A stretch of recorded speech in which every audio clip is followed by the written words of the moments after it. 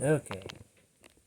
So I don't know how this is going to record, but I'm going to do the best I can. I am going to show you how I process my cordwood in case of an emergency if I have to use my cordwood. I always have cordwood on hand. It's just this year I decided to go with pellets. It's been very convenient for me and my wife, and we've loved every minute of it. It's a very faithful friend. It burns all day long for 14 hours a day, and we're loving it this year. We might change next year, but this year it's been really good for us. So here's how I'm going to use my firewood in case of an emergency and I have to use my firewood. First of all, I have a chainsaw. It's a Greenworks 80 volt Pro, and that's what I've got. Every wood cutter has a different chainsaw, and then you just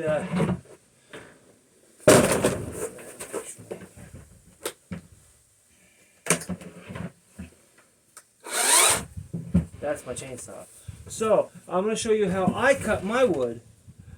This is for Julie. This is for Dirt Patch Heaven. She wants to know how I did it because it's not everybody is skilled. And it is a skill that you acquire when you're a woodcutter and you do firewood for years. You do acquire these skills. It's an acquired skill, like she said. So this is how I do it. Then I'll show you how maybe you have to do it. So I'll get my cordwood. Okay. I'll get a piece here. I'll get a piece here that has only one knot. Ooh. Oh. That's a nice piece. Well, anyway, I picked a pretty nice piece. So, here's how I do it. I'll show you how I do it. That's not how everybody's going to do it, but this is how I do it.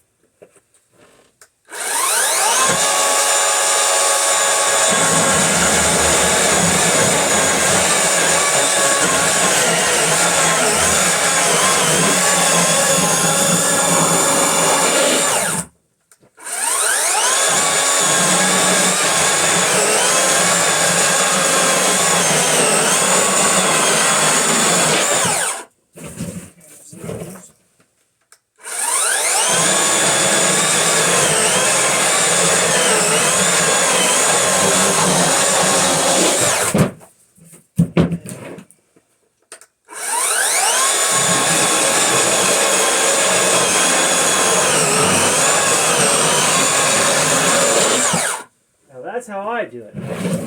Now, that might not be for everybody.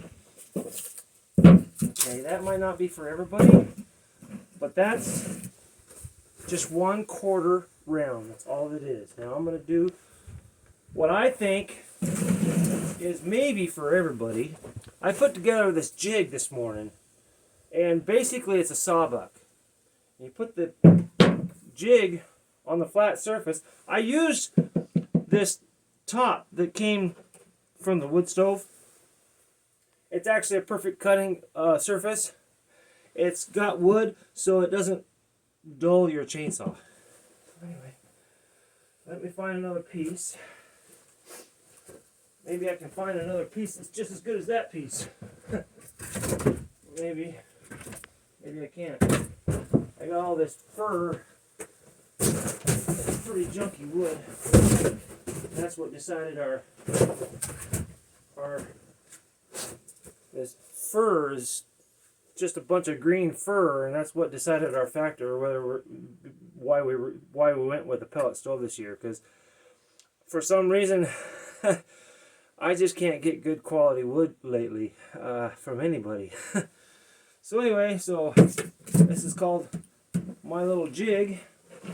And there's the first one there, the 2x4s. They're 3.5 inches, 3.5 inch gaps, and then the last one, whatever. So this is the way maybe Dirt Patch Heavy can do it this way. I don't know. Here we go.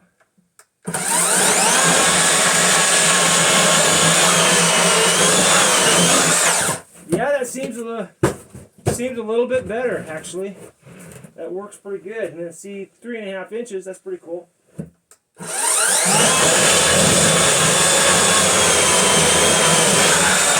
Yeah, that actually works pretty good. I liked it. I'm actually having a good... That's actually pretty good. I'll cut this one in half.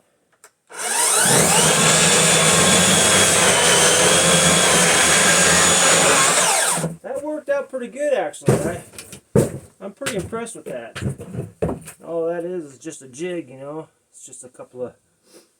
Well, it's a 2x6 basically, with a couple of 2x4s nailed on the back of it. And you only need it on the front because the chainsaw pulls it towards you. Anyway, that's a skill set.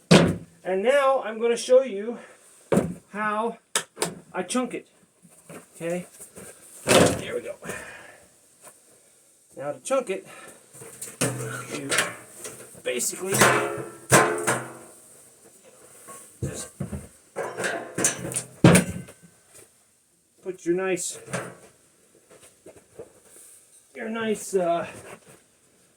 kindling cracker there. For Pete's sake, why'd you throw them all over here for? Why not put them back here? We can get a hold of them.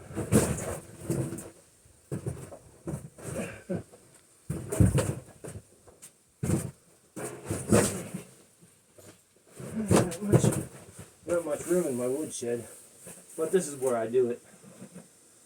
You can see that okay, right? Okay. Alright, so basically the way I chunk this is I take these cut pieces that I took, you put them in there, and what you want to be aware of is your thumb. Because when you're holding it like this, and then you go like this, and you go like that, and you chunk it, the wood comes up like that, and it bruises your thumb right here. That's experience. Anyway, so you want to not put your thumb up on top. You want to just kind of hold it.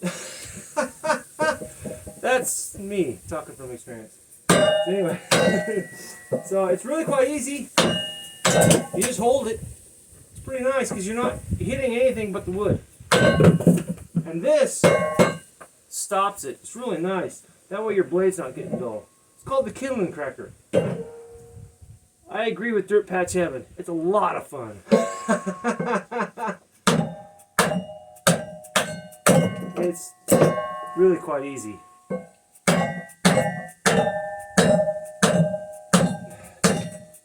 If you don't run across any limbs. So see, you can just put that whole thing in there if you want.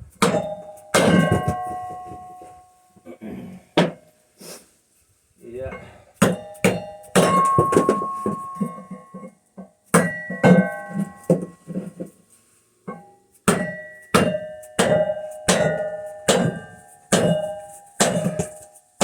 See, it's that limb right there, see?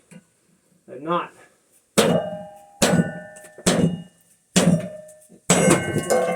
Just gotta keep hitting until it breaks.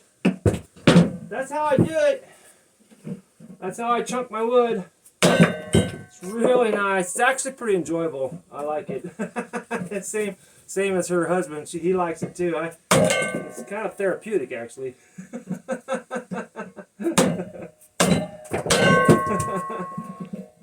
Not every day you get a chance to hit something. Bam! Bam! Yeah! What I'm talking about.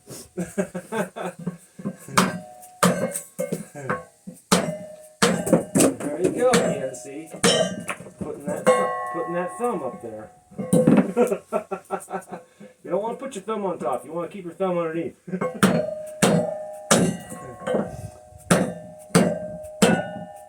That's right, boy. You know, this is an acquired skill also. And you have to acquire these skills. You know, not everybody's going to pick this up and do it. But this is a way that I can process my firewood. And 2 of these quarters, just a quarter is all I showed you, just 2 quarters, will last me for 5 hours. Chunked up wood, 2 quarters, 5 hours worth of wood. I've done it. It's 5 hours worth of burn time. crazy awesome, actually. And it burns a whole lot more efficient. Chunks do. Just better. Well, I won't bore you anymore. I'll take you inside and show you my fire. It's not firewood fire, it's nice pellet fire. I like my pellet stove. I do. I'm a truck driver, and my wife was not able to split. I wasn't able to split these big rounds. They're so green and tough that we decided just to go another route this year. So anyway, I do want to talk about a couple of things before I go inside. I wrote them down.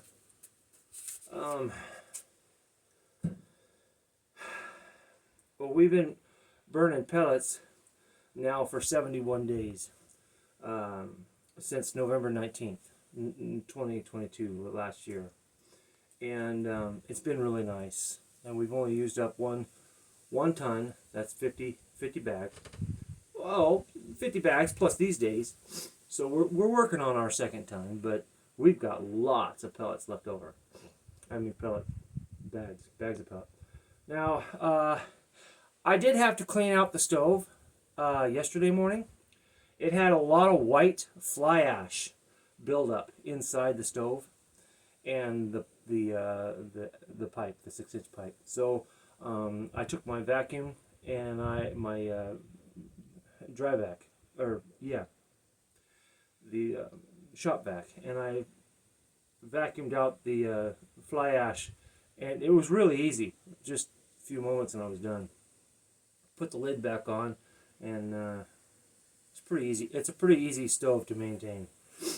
So we paid $274 for that ton. They didn't have any the second time I went to get some, so we paid $294 from North 40 for the other ton. So that's basically $300 a month, basically. My glass, I got my glass from fireplaceglass.com. Fireplaceglass.com. That's where I got my glass. And I had them cut it square.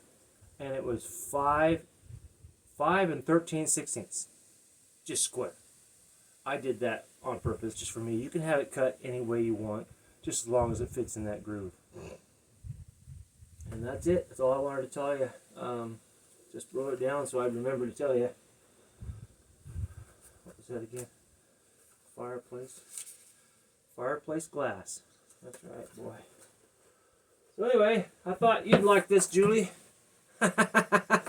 Little jig I made for you this morning. It actually works better than the way I did it, so I'll be using this more often. All right. Love this thing. So okay, I'll take you inside.